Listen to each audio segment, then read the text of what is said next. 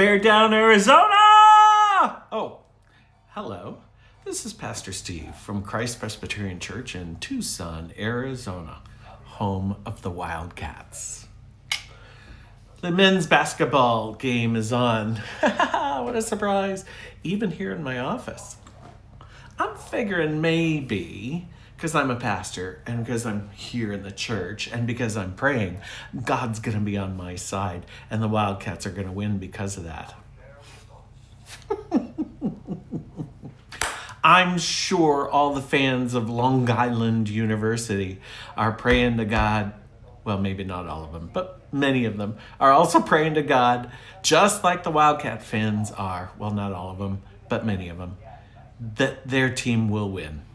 And I often think during this time of year, during the NCAA's March Madness stuff, that God must get a lot of prayers and told to do a lot of things and tries to be convinced to be on one team's side and not the other. And how is God to choose?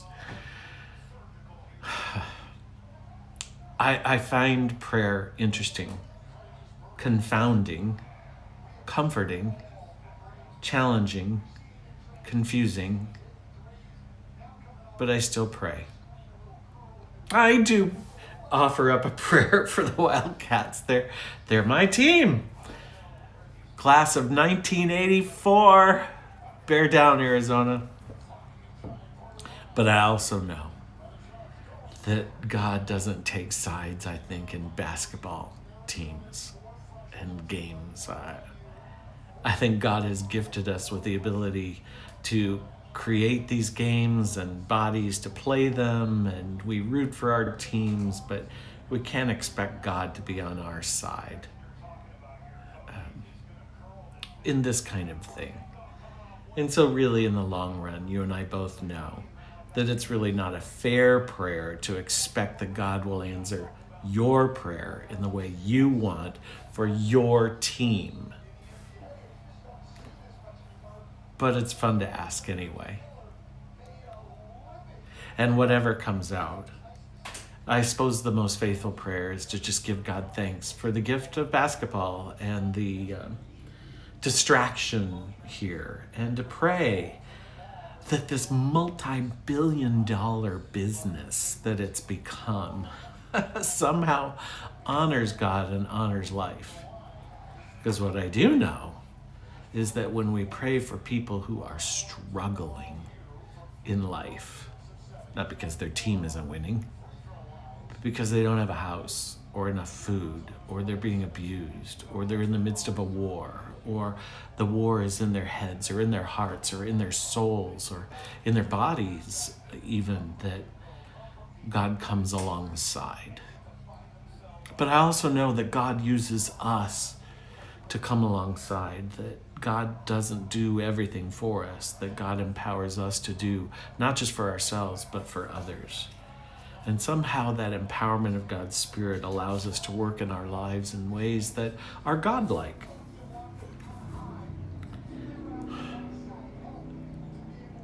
Yeah, I pray that the Wildcats win. I think it'd be great fun. But I don't expect God to answer my prayer, that prayer. I guess I am one of those who sometimes says I think God has more important things to be concerned with than our basketball games. Look around the world. Look into each of our lives and you'll see that truth. So be careful what you expect God to do. And don't be afraid to offer up any prayer. But just be careful of the expectations and the disappointments you get, therefore, when your expectations aren't met, because maybe your expectations aren't faithful nor fair. Both teams are praying for a win. What's God to do? Probably empower us to feed the hungry, to house the homeless, to speak peacefully with one another, to build up our nation while we build up other nations, to push our legislators to make decisions and compromises that are good for us all and get our TSA paid for the work they're already doing. There are some more important things. But pray. Just be careful of your expectations and your disappointments thereof. Maybe your prayer is simply to thank God for the distractions of basketball in the midst of it all. What are your thoughts? If you're on Facebook, comment below. Let me know where you are with prayer. Grace and peace to us all. Pastor Steve from Christ Presbyterian Church in Tucson, Arizona. Bear down, Wildcats. Thanks for joining me for another episode of Faith Filled Friday. See you next week.